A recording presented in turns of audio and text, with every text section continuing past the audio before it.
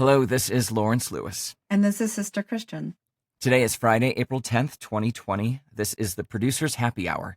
Two producers on opposite coasts reaching out to our filmmaking and live event community to hear your stories about how this pandemic has affected you, your life, and your work.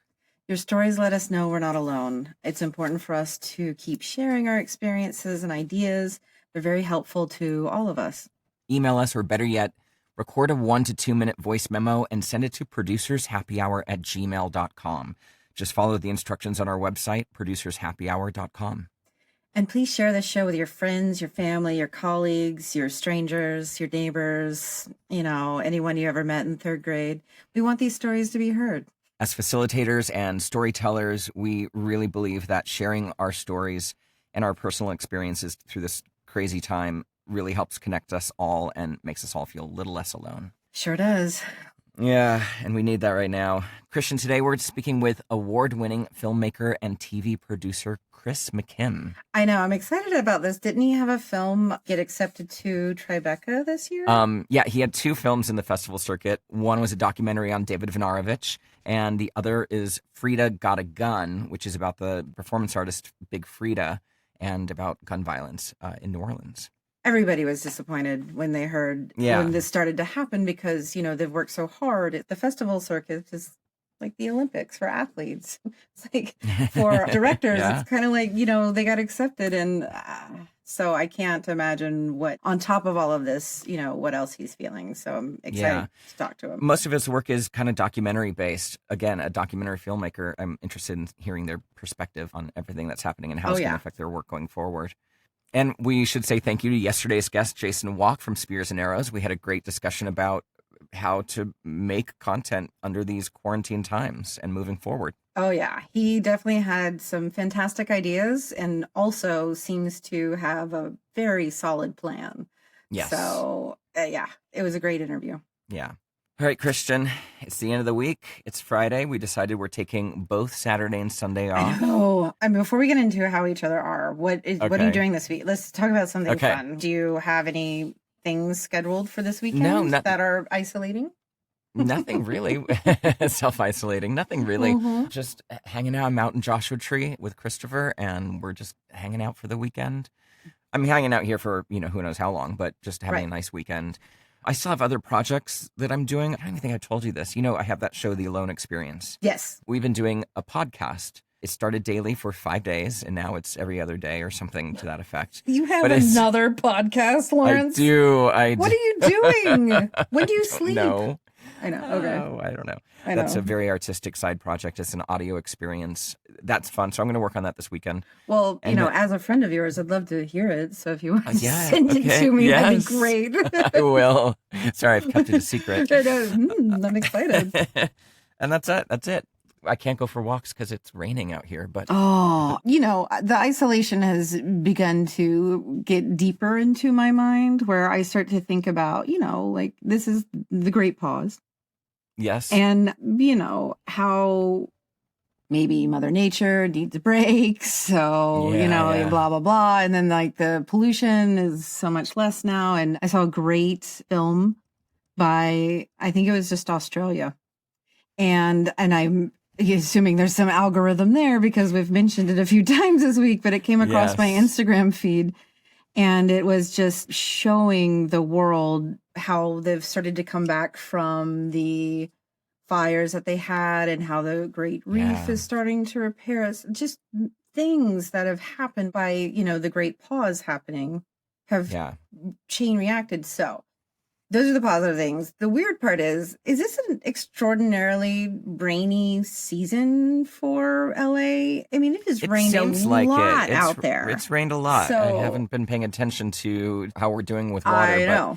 Yeah, very good wet year for us, so it's good. So not a conspiracy, just a cycle. I got it. Well, this weekend, so the kittens that were rescued 6 weeks ago that I believe I mentioned early on in the podcast and then have mentioned them occasionally, get to come home to me at midweek, maybe next weekend. So they're at that fresh out of the oven phase where it's excited, but now I think this weekend is getting the house ready to have babies in it.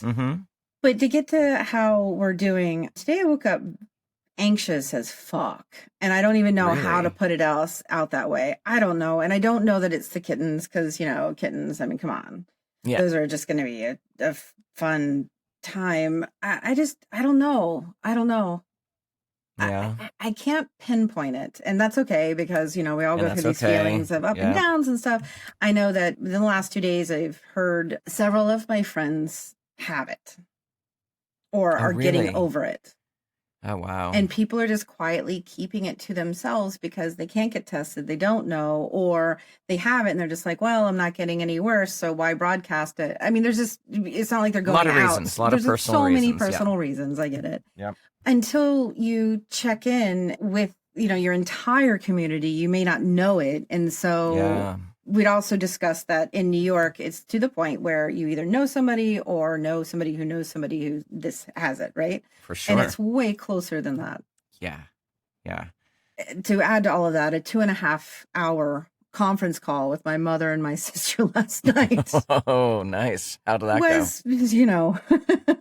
But the kicker was that I believe that I have somehow allowed the alcohol level in my house to get so low that the only drink that was left was blue curacao and sparkling and seltzer water. Kristen. Oh. So today on the list is let's see if there's a wine shop open, or let's yeah.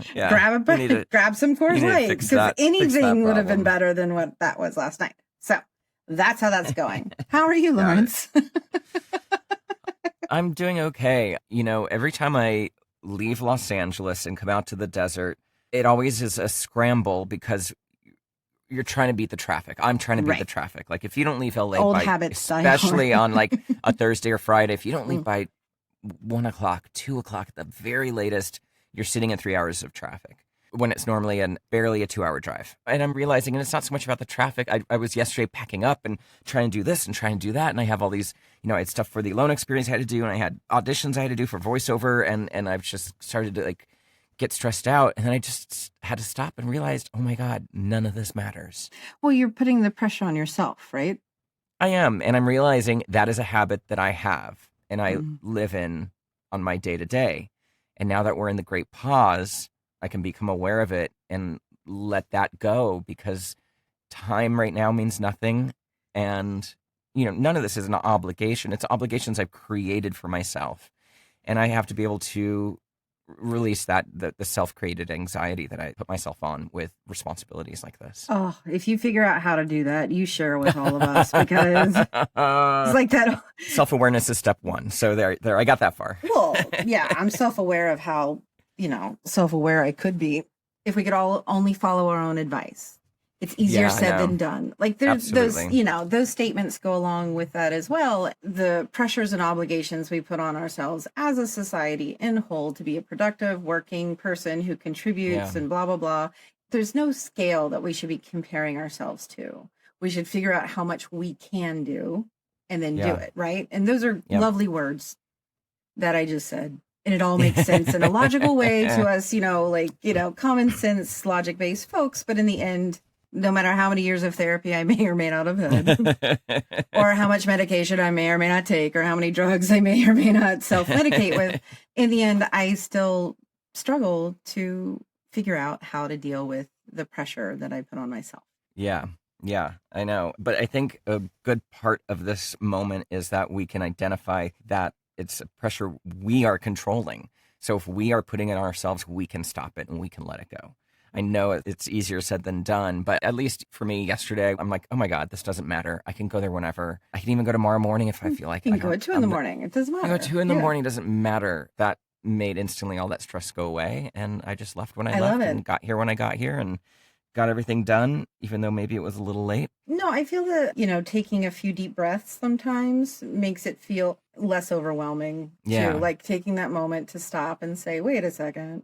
Even though it's hard in the moment, because sometimes, I know it's true with me that I relish those. Yeah.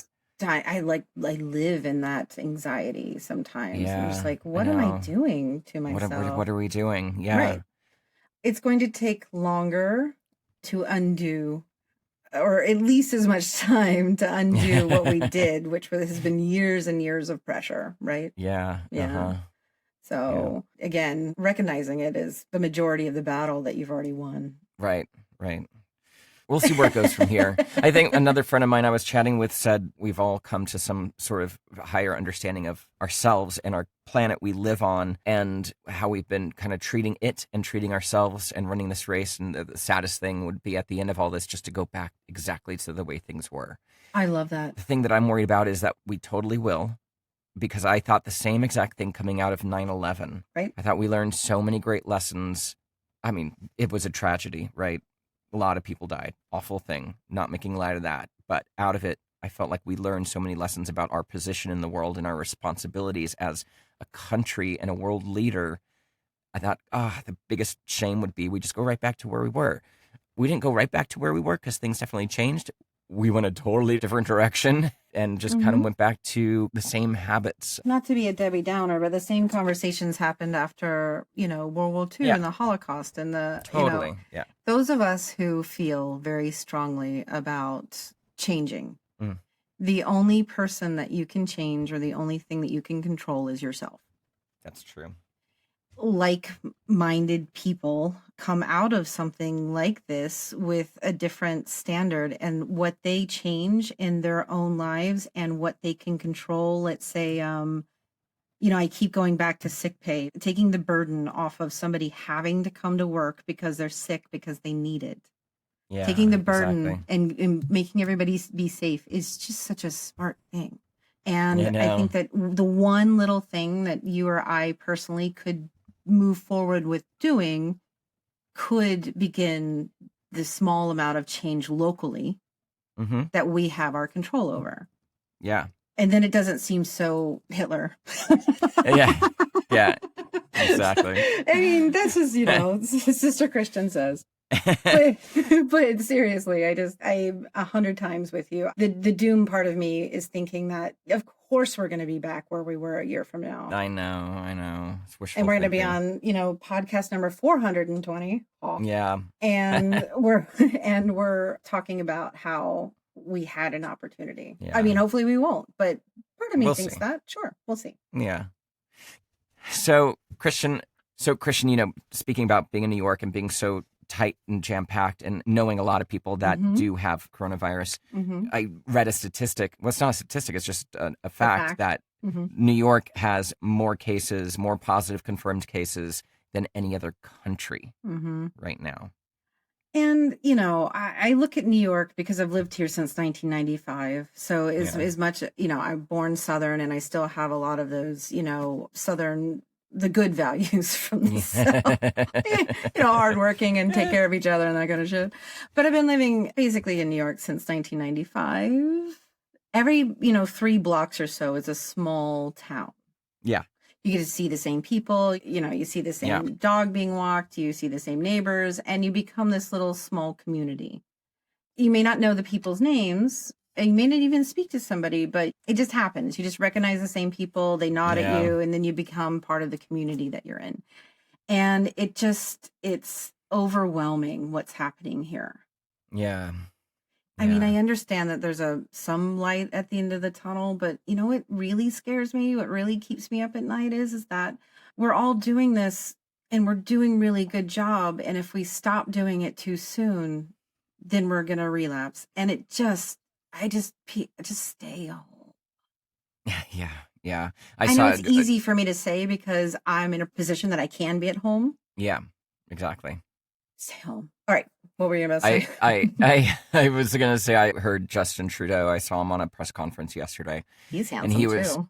Yeah, he was saying that he was being brutally honest. He's like, look, this is going to be our new normal until at least the end of spring or at least early June. It's going to be our new normal, and we're going to go through cycles of outbreaks and restrictions until there's a vaccine, which is probably a year away. Yeah. I know we've heard this and we've said it on the show a lot, but I don't think I've heard a world leader say that. Yeah, the world leader in our hemisphere. Yeah. So close to us. Yeah. Maybe some governors are saying that. I think that is in the consciousness, but to hear that come out of his mouth yesterday was like, oh, yeah, this is our reality for a minute. Yeah. And, I'm resolved. Well, I'm past the point of, I don't know that I ever was, I know it's my duty. And I'm looking at it very much like a civic duty or a victory garden or something. This is something I can do. My job is to keep myself busy and to help others as much as I can right now. I feel like those of us that are getting an A and staying home in social studies should be absolved of any jury duty, and all the jury duty should go to the people that are caught outside unnecessarily or in parks. So our challenge today is somebody to write up that petition, please. Give them all the jury duty. We're doing our civic duty by staying home and being good citizens. Yeah. I love that idea. Because I don't mind jury duty, but I love that idea. Yeah. It's good. One more thing, Christian. Actually, two more things. Okay. Only two. I've got a lot. This was news yesterday. We didn't mention it, but another 6 million people filed for unemployment. So now we're up to 16 million unemployed, which is like a mind-boggling number. It's mind-boggling because we can't comprehend, but I also know that it's the lowball number. Yeah. And so you see that number of just the people who are able to be counted. It doesn't take into consideration all the people who are unemployed before this whole thing started. Doesn't take 1099 people. It doesn't just take everybody into consideration. People who haven't been able to get through yet. I know. It's still such a nightmare.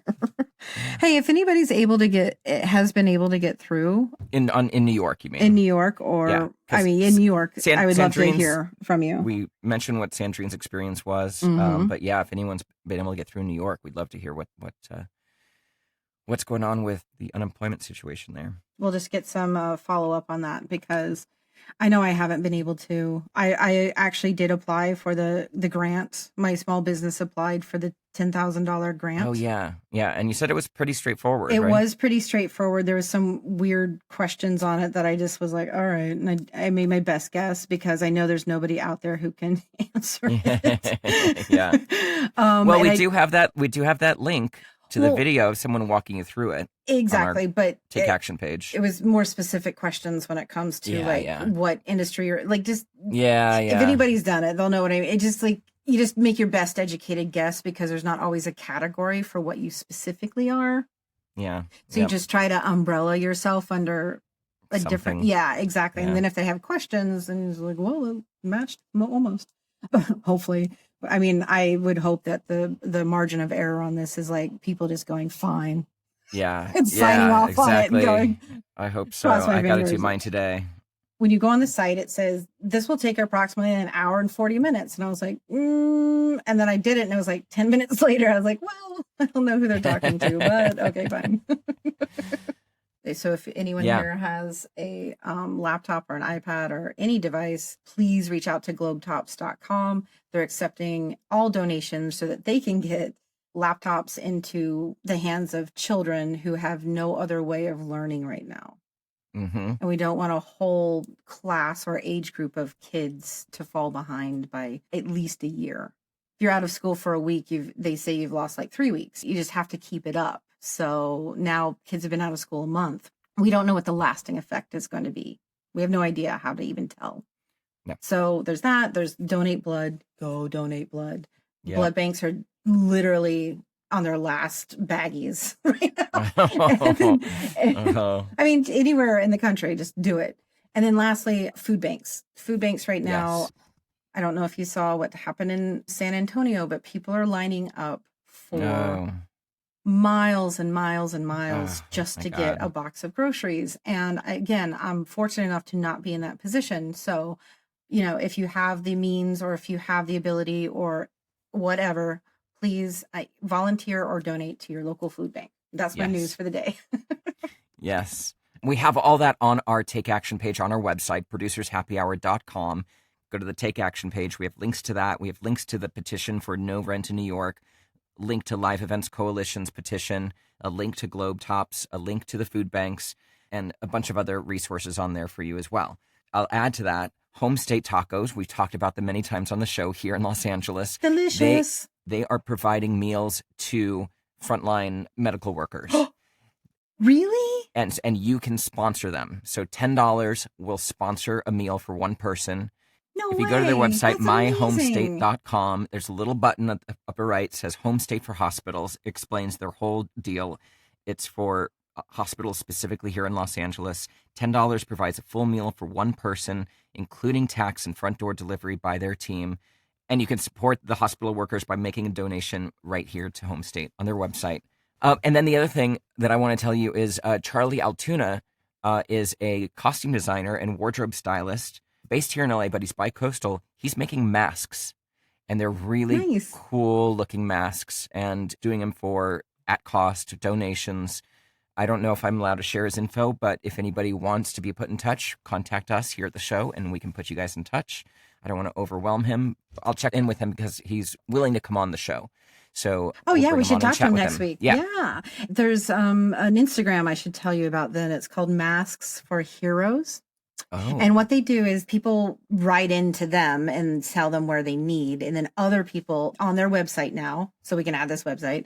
Yes. If you want to make masks then and are donating, then you can go on and see where the need is and you can send masks to there. Or if you need masks, you can go on and request them. Ah. It's like a mask exchange. Wow. I know. It's pretty awesome. Cool. And I follow them on Instagram and it's great.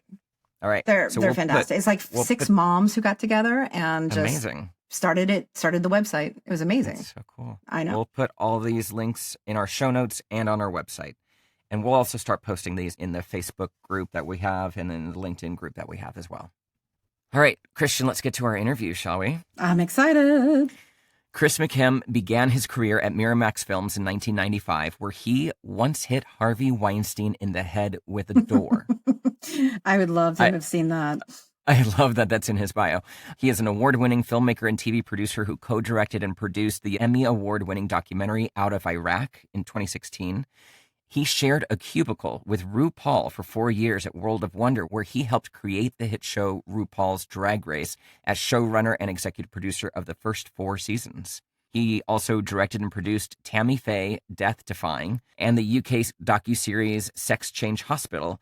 And he was also showrunner and EP on 3 seasons of Big Frida, Queen of Bounce. As if that wasn't enough, his 2 latest documentary feature films, Vojnarovich, Fuck You, Faggot Fucker, about 80s queer artist and activist David Vojnarovich, and Frida's Got a Gun, about gun violence and reform in New Orleans, featuring bounce artist Big Frida, were both selected to premiere at the 2020 Tribeca Film Festival scheduled for this month before it was postponed in response to COVID-19. Let's take a listen. Thanks so much for joining us today, Chris. First, we'd love to check in, see how you're doing, see how your family's doing. Things are, good. I'm going through the same roller coaster of emotions. I'm sure everyone is on a moment-by-moment basis some days. Social distancing is actually probably the least weird part about this for me. And this is the end of the 4th week for me. Yeah. Yes. So I think it is. I think it was April 15th was the last time I, had normal contacts. With people. And so yeah. Chris, we've known each other for a long time, and I know that you're an avid walker. You go for long walks in the neighborhood. Are you still doing that, or are you kind of staying in? Well, I mean, I'm lucky to have Rico, my dog. So right. Yeah. There's my excuse to get out. And we've been trying to sort of stick to our schedule in the morning of going really before anyone is kind of up, between 7 and 8. But even with Rico, like in the afternoon when I need to walk him, I still feel guilty, and I'm not even near people, right? So I have not really been doing the walking that has always kept me sane in the past. But I've gotten out. So Chris, why don't you give us a little background about yourself and your career path and everything that was kind of leading up until now? I escaped the suburbs of Pittsburgh 25 years ago. I hopped on an Amtrak and moved to New York. I thought, I had a job. I was hired to work at Savoy Pictures. I don't know, if you remember that with the Buffalo running. Yeah. And I moved the week they went bankrupt. Oh, so, perfect. Yeah. So I ended up, kicking around New York for like 4 weeks and ended up with a temp agency that dealt exclusively with entertainment companies and ended up temping at Miramax. I got a call late one night in the fall of 95. asking if I could go work the next morning in accounts payable. They needed, I don't know, someone to shred expense reports or something. Tax documents. Yeah, it's exactly what happened. By hand, you're just... Yeah. So I went in and I worked there for like the next 4.5, 5 years. Not in accounts payable. I was in accounts payable for like 3 months, learning what everyone was doing, temping. And eventually got a job in international, doing like international box office and dealing with the distributors, and then slid my way over to post-production. It was right after college. So it was like I was very malleable. I could have gone anywhere.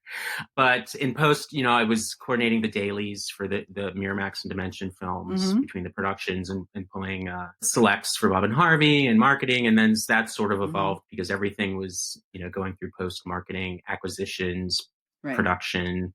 So it was a real good window in everything that was going on. At the time, the company was releasing 30-some films a year, which was much more than the big studios. And they had already been bought by Disney and were just kind of really starting to make the most of that money. I think it was, I came in during the Il Postino, Mighty Aphrodite days. So it was before English Patient and all that. Yeah. Yeah, right. I mean, well, it just seems like I oddly enough started the same way through a temp agency at a production company. But I mean, not the same, but through a temp agency, right? Answering phones. And that's the most valuable information you can get is the background of how things run when you go out to start to do it yourself.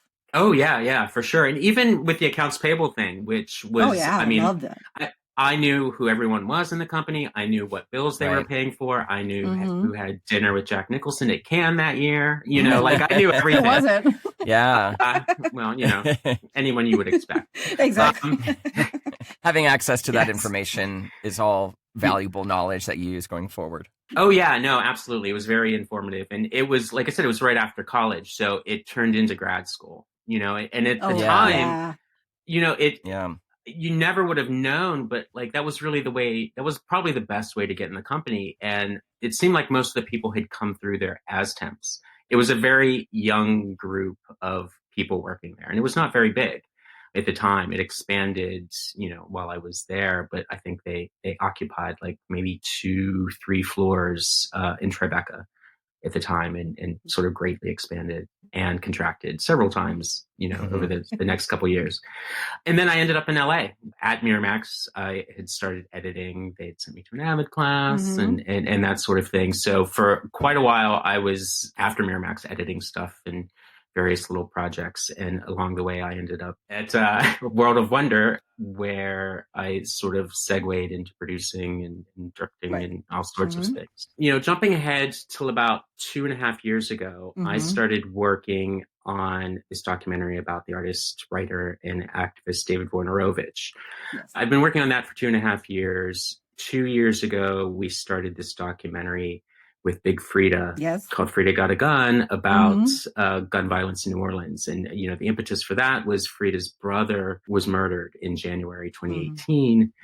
And, I had known Frida since 2014. I had worked on 3 seasons of a show, long history with World of Wonder. Well, both of us, long history with World of Wonder, which produced her Fuse show, Big Frida Queen of Bounce, which was no longer coming back. So that was sort of how that documentary evolved after her brother died, was to sort of kind of explore what's going on down there through Frida's experience and the people she knows and all of that. So the last 2 years, really, these 2 projects have been going on sometimes simultaneously, sometimes not.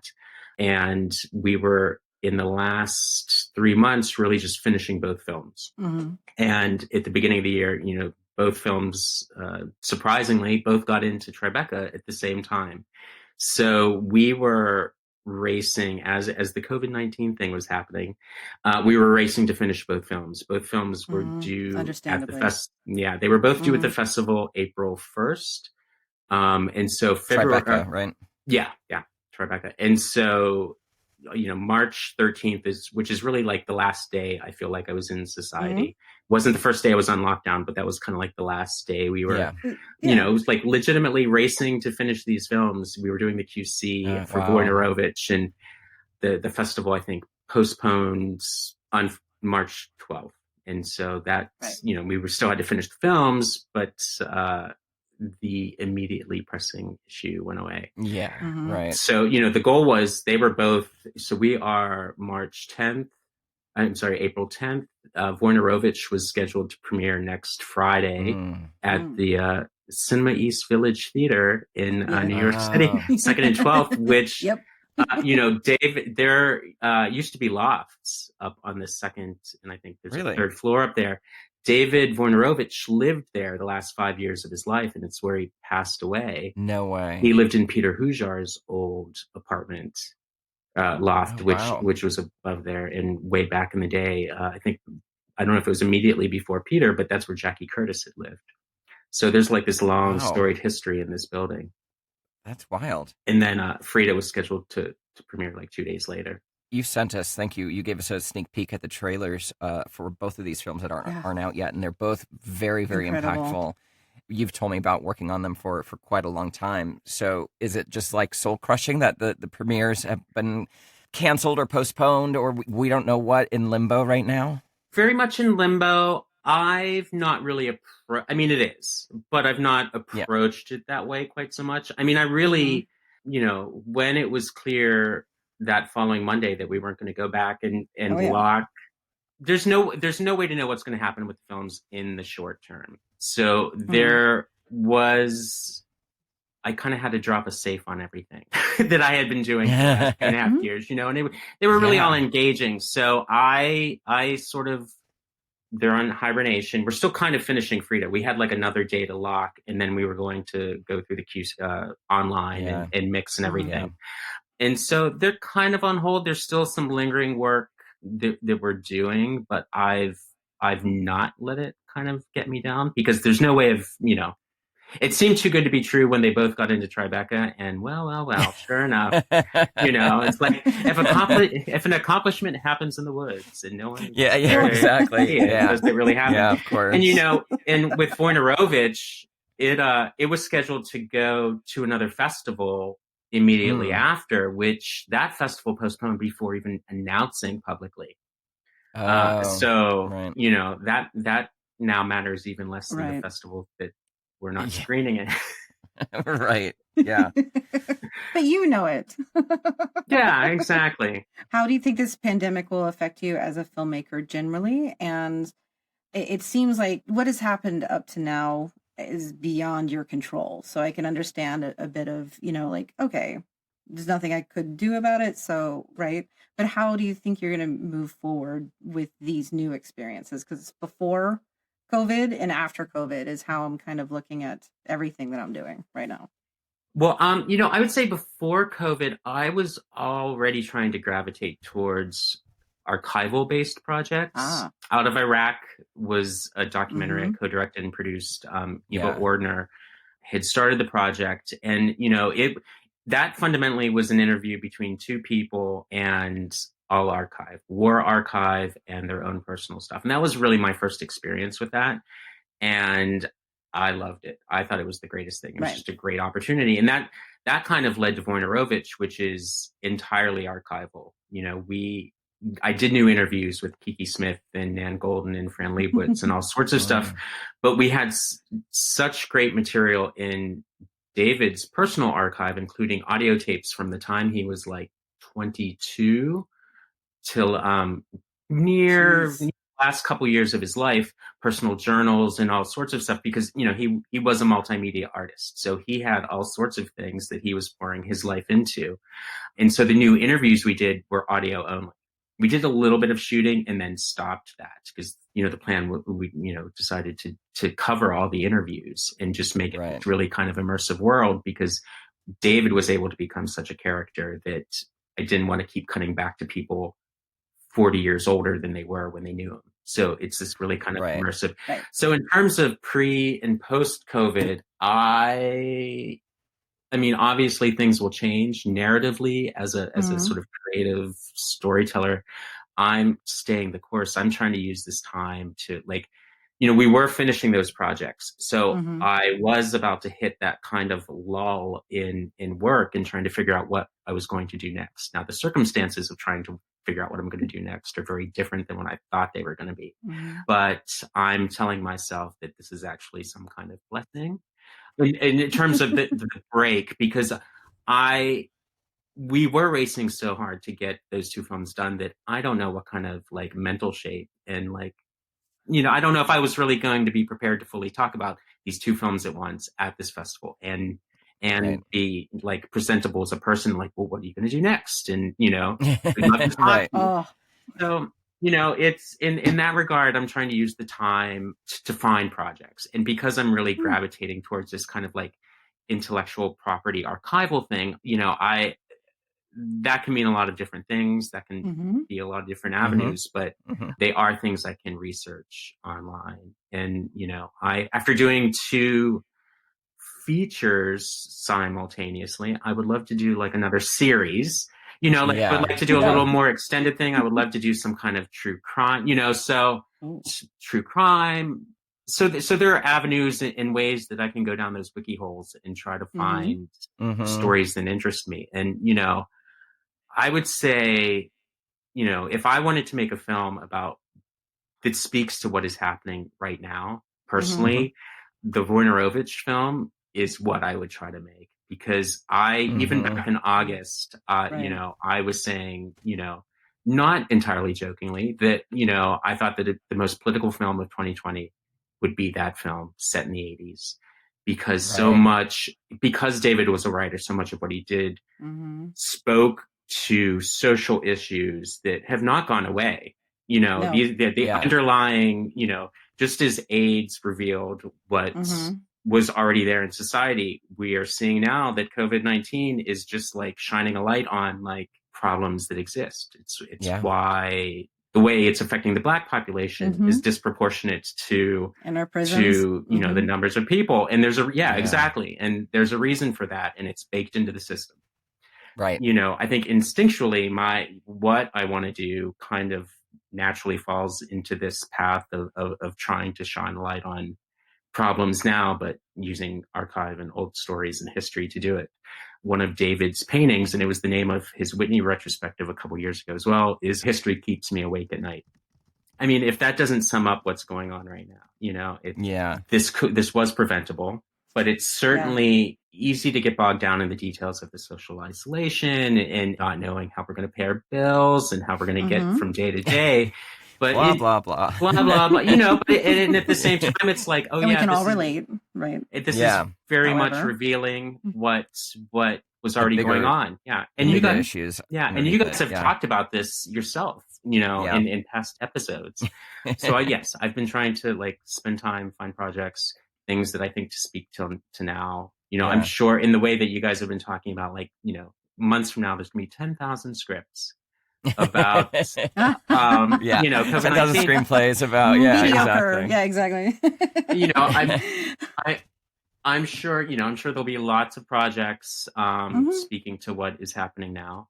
Maybe I'll be working on one of those. Maybe I will find some other way to tackle the issues. Because it's interesting, because the stories you're telling, like you're saying, it's all stuff that has always been there, and it's coming to the surface more now because of this pandemic, and the fractures in our system are showing. And also based on doing kind of archival work, your workflow doesn't really necessarily change all that much under these kind of quarantine standards. I mean, you can't go around and travel and do interviews and that kind of stuff.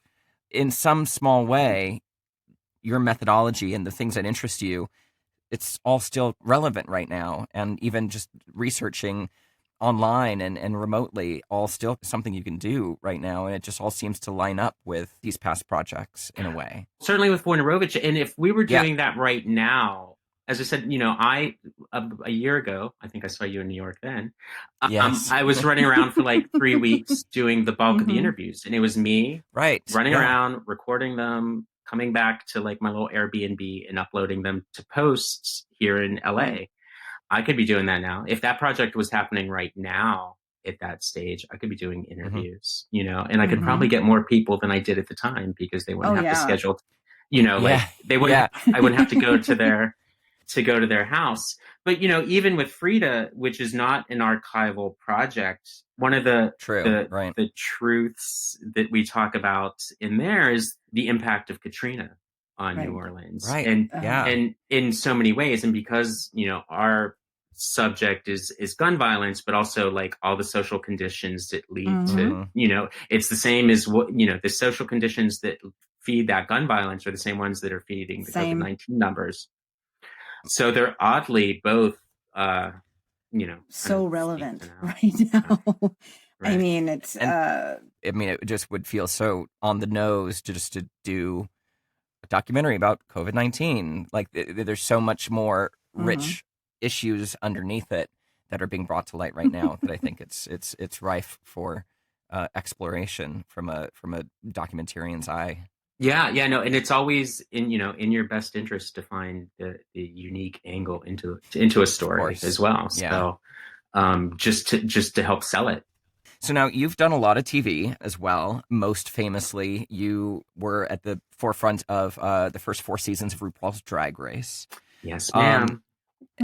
And I don't know if you still have any interest in reality television or competition television or any of that kind of stuff. Do you see that kind of world changing post COVID-19? I'm bringing this up because the season is on right now. I'm watching it, but honestly, and I don't know, maybe it's the show, maybe it's me, maybe it's the situation. I just find it so unimportant. And it is. I mean, it's a drag show. It's fun. It's meant to be lighthearted and it's meant to be goofy and give you a break, right? And give us a break. But in this scenario, I'm not enjoying watching that series. Right. You know, I just can't. I'd rather put on an album right now. So I'm wondering how those kind of shows are going to change post-COVID, or if they will, or if they won't. I don't know. What do you think? I think on a daily basis, that's part of that struggle. Nothing seems all that important anymore. Like, you know, getting up sometimes doesn't seem like all that crucial. I mean, content-wise, I mean, it's, you know, as long as people want to watch things and they need that distraction, it'll always be there. I think production-wise, it's like, what's going to happen? Or will there be a window where we kind of feel safe to come out? And if so, I'm sure all these productions will cram into these, you know, whether it's the summer, which doesn't really sound like a real thing, but, you know, they will be struggling to find when can we get groups of people together to film. A competition show like that has hundreds of people between the cast and the crew and the wranglers and the judges. So I don't think now maybe content wise questions as to what's going to happen are unique, but in terms of how they're going to move forward, you know, I think we're all just waiting to hear when will we be able to come out and play. Even like festivals, like who knows, like are film festivals actually coming back? When's the next time? Right. You know, we've not premiered the film. So we have these 2 films that are, you know, have this like Tribeca sheen on them, but they've not premiered there. And so we've not, you know, there's no word of mouth, there's no buzz, there's no anything. Now, there are still outlets that need that to justify their buying projects. And, you know, everyone's going to have to figure out what they're going to do. There was an article this morning in Variety about some of these festivals going online. And, you know, or should people accept them or not accept them? Well, you know, where Tribeca is doing some stuff online, but it really didn't matter for our particular productions because they're doing some like virtual reality categories through online, and they're still doing the juried prizes, but we weren't in competition. You know, I don't think anybody knows to some degree what's going to happen. And, you know, some of these bigger fish, like outlets, are going to have to figure out, are they going to be able to trust their own judgment in terms of buying material if they can't, you know, if films can't gain the buzz of a film festival to justify buying? It's an important part of the process. And then also just for like big commercial film, not even big commercial films that need that theatrical window to qualify for, you know, award season. You know, that's going to be a big question too about how is that going to play out? I mean, I have to say that we've adapted pretty quickly in the last month to what we feel is, and course, everyone knows we hate the word normal, but we've adapted pretty quickly to how we think about, those types of things, and how the majority of us have already come to the conclusion that things are not going to go back to the way they exactly were before. I wonder if it's the fear that if you do go online with the festivals this year, that will just become the norm. Because people there's a need for content. Lawrence finished Netflix. So, all right, it's done. That. I got to the end. I just mean that people are Tiger King. People are watching everything right now, right? And the captive audience that you have more so now for the Tribeca film, the films that go to Tribeca, it's huge. Everybody's at home wanting to watch something. So what would be the downside of going online with the festival? Excuse my ignorance for not knowing that much about film festivals, but go on. Well, no, I think, and I'm sure it's a film by film, case by case basis in terms of how those decisions will be made. But it's also what is the upside for putting your film on there to be watched by everybody all at once before it's sold? And I think that's the question for some people. Now, there are some films and shorts and all sorts of things that it may make complete sense for, by all means. Yeah. Luckily, with these films, smarter people than me have their money involved in them, and they're making the decisions. So I'll never have to make that decision. World of Thunder. World of Thunder. World of Thunder. I've been there. Yeah, no, World of Wonder. World of Wonder paid for these films. They're working with Cinetic. They were already working with Cinetic to sell them. So here are a bunch of people who do this for a living in that regard. I got it. Figure out I understand how to get that. Yeah. If that support wasn't there and those eyes weren't on what's going to happen next, I would certainly be scrambling a lot more in terms of trying to figure out what to do with them. But at the end of the day, all I can do is hope that it will work out. The films will certainly get their day. There's no doubt about that. Wojnarowicz is the one that's probably a little trickier without any buzz because he's a semi-known commodity to people, Right. And that one, it seems to be the most relevant right now, Yeah, there's a lot. It is in many ways big and small. A big message of that film too is, in exploring David's art and his work, one of the things he says is that, as artists, if the work that we do doesn't contribute to the resistance, it's helping a system of control become more perfect. And I think, for listeners of your show, as we are as creatives and people trying to figure out what to do next and find their project, always be thinking of ways to chip away. And now we have, not everybody has a lot of free time. Some people are trying to, manage the children and everything else. Like you as an artist, exactly what you're saying, like sitting there in your apartment, trying to figure out what to do next when we don't know what next looks like. How are you getting through? And do you have any, thoughts of how the film production community out there, artists, filmmakers, people, grips, can just make it through this strange limbo time that we have, the great pause we've been calling it? So many people in this industry got into it for different reasons. We're all doing something different than we thought we would be doing, for the most part. And it's like, I think for the people who have the opportunity to take a little time and kind of reconsider what they're doing or think about what their passion was and,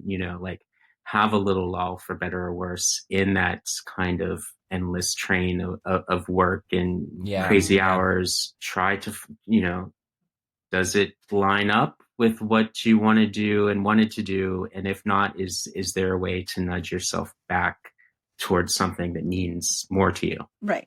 For some people, that might be as much as we can do at this point, because we are in lockdown. When you're told that, just staying at home is making a difference, try to use that time to your advantage. And also just remember that these trappings are out of your control. We're sitting it's, as I said, I'm on the roller coaster up and down every day, but it's a fun ride, I have to tell you. Yeah. Right. But that one of the small comforts is these moments may mirror past bad moments in our life in isolation or depression, but like these are outside of us. These things are outside of, as someone just said, out of our control, and just always try to pull your focus. Find your guiding stars, big and small, like whether it's creative or, trying to make a change and do the things that, have come up on the podcast in so many ways in the last few weeks, and just try to go in that direction, those directions when you can. I think that's how we start every morning. Is like the refocus of figuring out like, okay, how am I feeling today? And then allowing myself to feel it and then going from there. So we have one more question for you, Chris. What are you looking forward to once this is all over? Simple as walking your dog for like 8 miles somewhere, or as involved as brunch in Silver Lake? Like, what are you looking forward to? That's a good question. Ooh. That's really you can always get back to it. You can always send us a voice memo.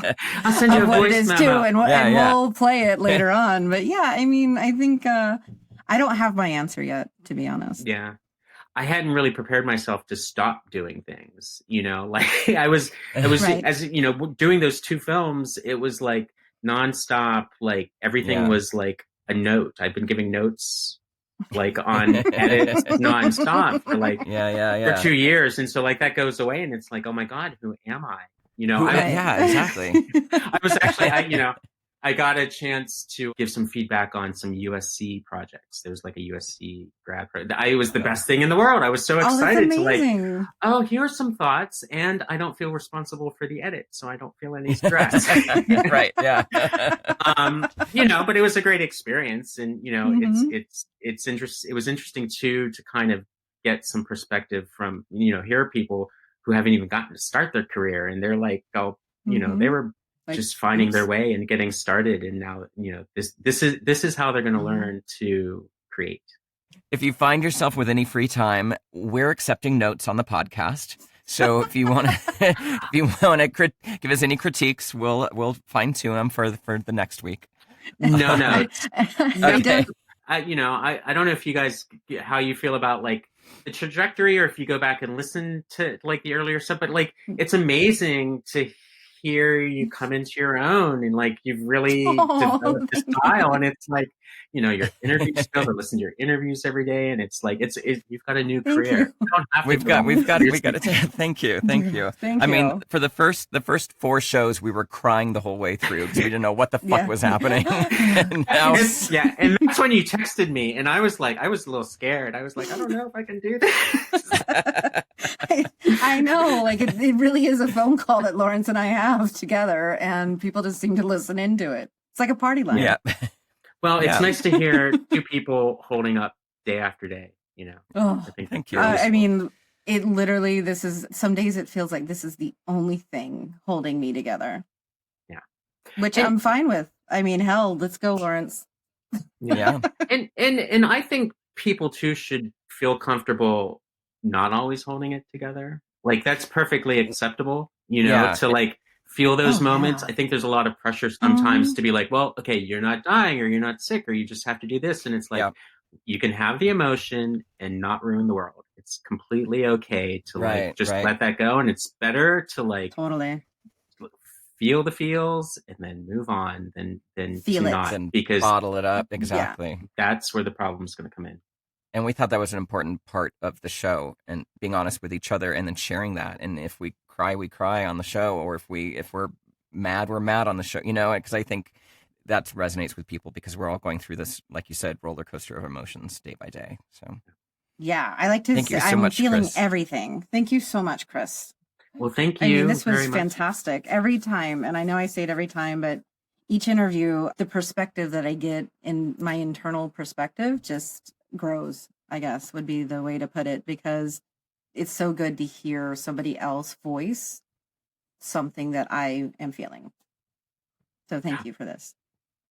I love him. What a guy. Yeah. I love him. I mean, I'm not jealous that you're friends, that you get access to him every day, but I am jealous that you're friends and you have access to him every day. I love him. Yeah, he's a great guy. And and a neighbor, and he's been here in LA for quite a long time, and he's very talented. And look forward to these films when they come out. They're going to be great. I can't wait to see them, and whatever happens to them, we'll definitely talk about them on the show. Yeah, he feels the emotion that he speaks with is palpable. Yeah. God, I love him. As he said, and as a good documentary filmmaker should be able to point out, is that this experience that we're going through really shines a light on some of the long-term problems that we have in our society. And just kind of like what Sandrine was saying, it's like, yeah, these problems have always been here. Now we're really seeing where the system falls short, where things fall through the cracks. It's all being exposed. And so I thought interesting that we started off the episode talking about this before we even got to the interview, because it's kind of like the tie-in was crazy, but I think that he made me realize exactly what I think's getting me down today. And it's because what's getting me down is the thought that society will forget about what's happening now. Yeah. Yeah.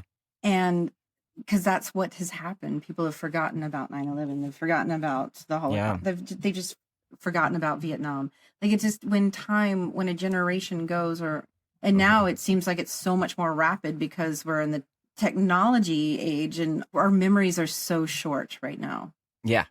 Yeah. And that's what's getting me down today, is the little bit of a helpless feeling that society will forget what's happening. So we have to do whatever we can to remind them. Yes. Yeah. And I love what he said, find your guiding star, big and small. I know.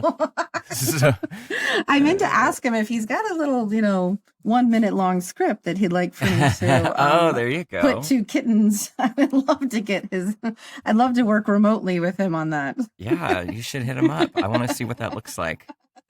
I know. I'm very excited about it. It may be a shit show. It may not. We'll see. All right, everybody. That's it for today. Find your guiding star, big and small. Stay safe, stay connected, stay active, and please, please, please stay home. Don't forget to wash your hands. Don't touch your face. And please wear a mask if you do have to go outside on one of those important errands that you have. Be sure to send us your voice recordings or your emails to producershappyhour@gmail.com. Lawrence, how do people reach you directly? You can reach me at lawrencetLewis.com or for voiceover work, voiceoflawrence.com. Christian, how do people get a hold of you? sisterchristianproduces.com. All right. So have no a good show weekend, tomorrow. Everyone. Yeah. Have a good weekend. Yeah. We will see you on Monday. Yeah. Bye.